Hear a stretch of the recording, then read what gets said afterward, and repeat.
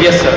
Mr. Didat, you've been telling us, Mr. Didat, you've been telling in your speech today about the contradictions of the Bible. That's very good. Secondly, you were saying about the fact that the Bible hasn't lived up to its contents. That's fine as well. That's one side of the story, but can you scientifically show some facts from the Quran to show that the Quran is a revelation from God, please? That would be ideal for the Muslims and the non-Muslim brothers. Yes. You see, there are so many things in the Quran which lends itself to scientific discoveries and proving of creation. For example, you see, if you meet one of these young men or learned people, those who say that there is no God, it's one of the answers to the previous question. Now it depends on the type of person that you are meeting. You can use the type of facts that you have at your disposal.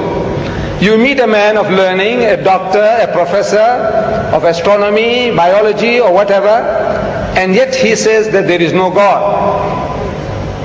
And when you ask him, according to his learning, the origin of this universe, how did this universe come into being?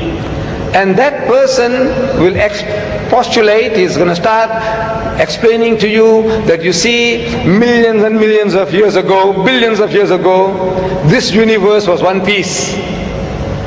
And there was a Big Bang. And out of that Big Bang, that explosion, this universe came into being and things started moving in space, and they have been ever since moving at a regular pace. So that type of a person, we might ask, he says, now, where did you get this idea from? When did you learn this about the Big Bang? He said, no, yesterday. Because 50 years is yesterday in the history of man. 50 years is only like yesterday.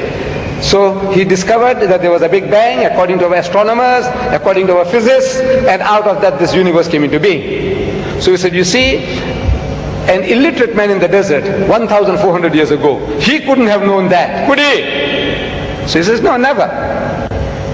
So he says, well, listen, now we quote the Quran. Allah says in the Quran, أَوَلَمْ يَرَ الَّذِينَ كَفَرُوا. Do not the unbelievers see? These atheists, these agnostics, those who say that there is no God, can't they see? أَوَلَمْ يَرَ الَّذِينَ كَفَرُوا أَنَّ السَّمَاوَاتِ وَالْأَرْضَ كَانَتَ رَتْقًا. That the heavens and the earth were joined together as one unit of creation. فَتَقْنَاهُمَا. And he split them asunder. And the biologist, you ask him, where does life originate? He says, in the sea, in the water, in the mire. Where did you get that from? He said, no, it's our discovery. When did you make the discovery? He said, yesterday. Because 50 years is yesterday in the history of man. So an illiterate man in the desert, he couldn't have known this. He said, never. Well, listen. Allah tells us through Muhammad, He said, وَجَعَلْنَا مِنَ الْمَاءِ كُلَّ شَيْءٍ حَيٍّ. And He has made from water every living thing. أَفَلَا يُؤْمِنُونَ. Will you then not believe? You atheist, you agnostic, you man of science, will you not believe? He said, look, where did Muhammad get all these ideas from? Plant life, animal life, vegetable life, every life, he says, has got pairs. 1400 years ago, in the desert, this man is talking. Where did he get the idea from? He says, Subhanallazi khalaqal azwaja kullaha. Says, glory be to God, who has created mates of everything. Mimma tumbitul ardu, of that which the earth produces. Wa min anfusikum, and from among yourselves, of the animal kingdom. Wa mimma la ya'lamun, and of the things that you know not.